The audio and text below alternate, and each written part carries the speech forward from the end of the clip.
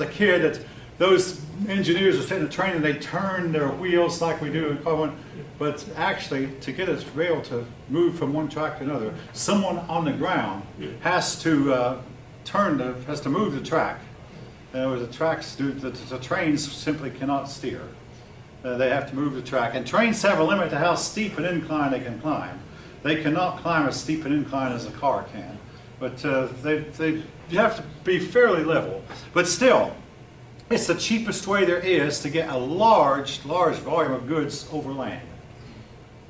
And what's that? I bet an earthquake would destroy train tracks. Yeah. Like the whole system. They do have now these days refrigerated cars, and of course the trains get their power from the engine. The engines turn very large generators on a train, and it can refrigerate a car, air condition today's passenger trains. The passenger train went out of style for a long time, but now it's coming back in. Just recently, like this last week, a passenger train made news up in Oregon. Thanks to global warming, a big snowstorm fell, and a tree fell across the track, which an Amtrak train hit, and the passenger was stuck on it for 36 hours. Any of you hear about this incident? I did. Okay, the passenger was stuck there for 36 hours. Eventually got loose, And, I say global warming is the cause, folks. But anyway, that's yeah. Blame global warming when it gets too hot, blame global warming when it gets too cold. Yeah, either way, it's all global warming. All right. Anyway, the trains. Now, again, your book mentions the first transcontinental railroad was completed in 1869 in Utah. Then quickly, by the 1880s, a man named Gould moved to put a second railroad. This time it was done by a private company, not necessarily by the government. Well, the railroads, like your book says, eventually fell on hard times, as do a lot of businesses. Lack of planning, overbuilding.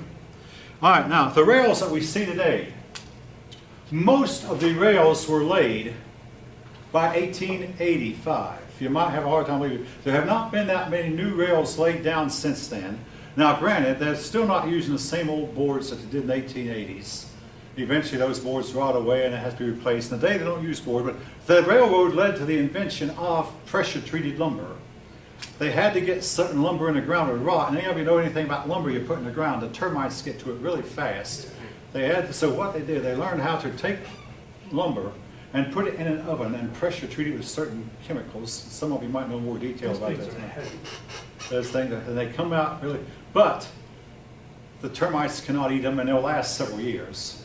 But today they're using concrete instead of wood to lay their rails down, and the concrete lasts better, lasts longer, and is safer, more durable. But anyway, the railroads, they overbuilt. They built for they wouldn't need, and to this day you'll see a lot of railroads that are abandoned, no longer in use. They might never should have been built in the first place, so sometimes they were needed and then later they weren't. The problem too with the railroads was they could not go everywhere. They only went certain places, and it was up to the automobile and truck. That's why your rails lines will carry the truck beds. Once these truck beds arrive to destination, these truck beds are pulled by trucks to places where that they're needed. None of you notice or pay attention, but you go to Walmart, and if you go to the back side, they have a loading dock. Go to Kroger. Out of sight, they have a loading dock. The big trucks go to these loading docks, but again, most of us pay little attention to them, but the big trucks are moving all the time. Well, we do pay some attention to them because you better stay out of their way. If you're driving an ordinary car, you'll come out second best in an altercation with a big truck. But anyway, but these trucks, well, I mean, let's face it, the rail lines do not move to individual Kroger stores, do not move to individual Walmart stores. And of course, airports don't have, airplanes don't find runways in those places either. So basically it's up to the trucks to carry the goods to the individual stores where they're needed. And restaurants. Restaurants cannot survive without their trucks. Where the restaurants get their food was shipped in by trucks. And so the trucks still go to places the rails do not go. But even then, the rails did not go everywhere.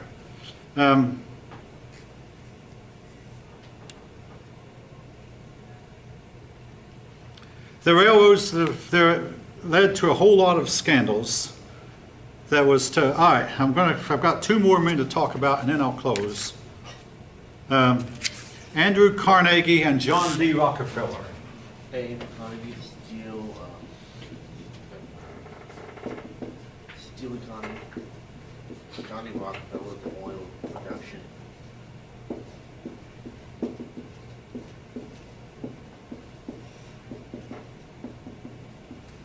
All right.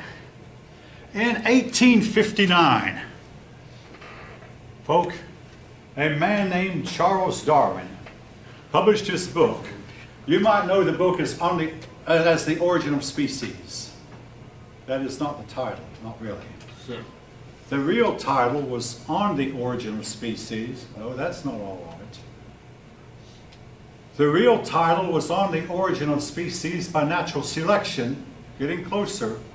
Now here was the real title. On the Origin of Species by Natural Selection for the Preservation and Enhancement of the Favored Races. Wow. Say that again? Wow, title. Long title, but it has very sinister overtones. The word race hardly appeared in the English vocabulary until Charles Darwin popularized it. Here's what Charles Darwin believed. Well, usually the evolution of finches, like how they're like adapted to their environment, like their beaks. I'll be talking more about that. Yeah, I'll be talking about it. Anyway, here's what Darwin believed.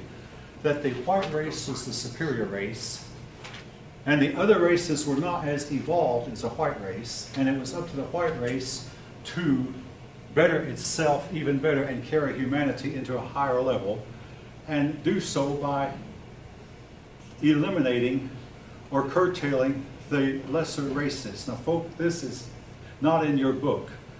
You won't hear this from very many teachers, but this is what Charles Darwin, the professors who believe in evolution, will not encourage you to actually read Origin of Species. He was purely racist. Karl Marx said that he could not have done what he did without Darwin. Karl Marx was the founder of communism. He said, I couldn't have done it without Darwin. Why is Darwin important right here? Now, again, we're going to talk more about him later. Andrew Carnegie used Darwin to justify what he did. Now, Carnegie was a Christian starting out, but he said, I know how I can get ahead, but the problem is my religious convictions won't let me do it. You get ahead of people by putting them out of business, undercutting them, forcing them out of business. All right. Well,